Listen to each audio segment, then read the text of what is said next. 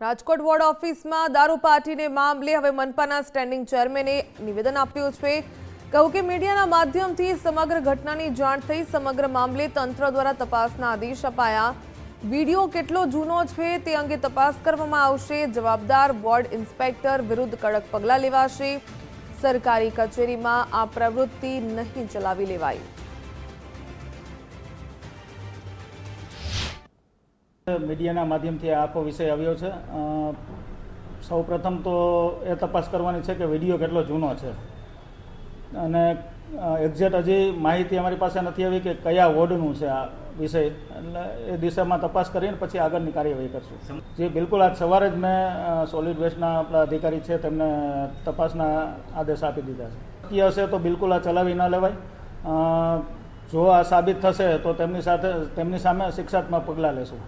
Video હોય મેં આપણને કહ્યું તેમ તો જે સંબંધિત કર્મચારી હશે તેમને બોલાવવામાં અને એમના ખુલાસા પૂછશું અને તેમની સામે જે કંઈ પણ શિક્ષાત્મક પગલાં લેવાશે તે ચોક્કસ લેશું।